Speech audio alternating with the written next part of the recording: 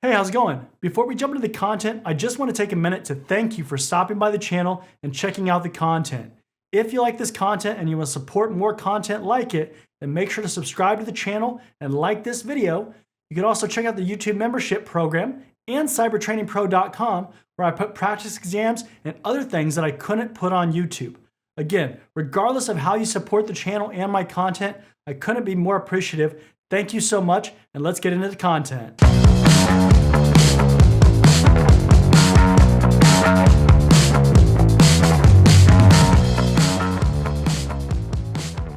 Welcome back. In this module, we're diving into Clause 5 of ISO 27001, which focuses on the crucial role of leadership in establishing and maintaining an effective information security management system, or an ISMS. Involvement from top management is a foundational element for a successful ISMS, and Clause 5 outlines exactly what that means in practice. All right, let's break it down. First up, we have leadership and commitment. So what does that actually mean for your organization? I want you to really have this stick in your head that top management owns the ISMS in your organization. Now, this isn't just about approving budget or signing off on policies. It's about truly integrating information security into the fabric of your organization. Leadership must ensure that the information security policy and objectives align with the organization's overall strategic direction. For example, if your company's focusing on digital transformation, your information security objectives should support that initiative, perhaps by focusing on securing cloud infrastructure or improving data privacy measures. Furthermore, integrating ISMS requirements in your organizational processes is a must.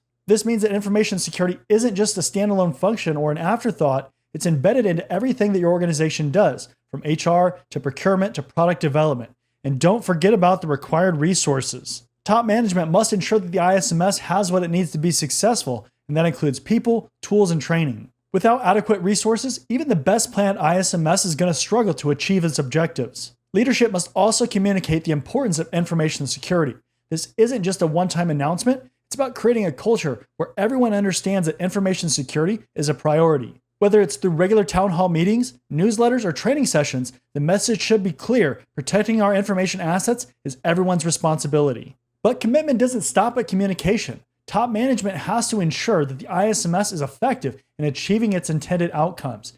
This means doing things like setting realistic goals, tracking performance to those goals, and making adjustments as needed.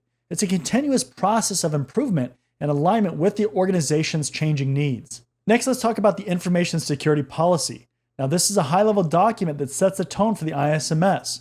It needs to clearly state the organization's commitment to information security and outline key objectives. A policy isn't just about making promises, it has to be actionable and relevant to the organization's purpose. For example, if your organization is in the healthcare sector, your policy has to address patient data protection and compliance with healthcare regulations. It should also commit to meeting applicable legal and regulatory requirements and to continually improve the ISMS. Once the policy is established, it must be documented, communicated, and made available to those who need to know. This means that everyone in the organization should be aware of it, and interested external parties like customers or partners need to have access to it if it's relevant to them. Finally, let's talk about roles, responsibilities, and authorities. Top management must ensure that the roles are clearly defined and communicated within the organization. This isn't just about appointing a CISO in your organization and calling it a day. It's not enough. Every relevant role should have defined responsibilities that are related to information security. For example, who's responsible for ensuring the ISMS conforms to ISO 27001 requirements?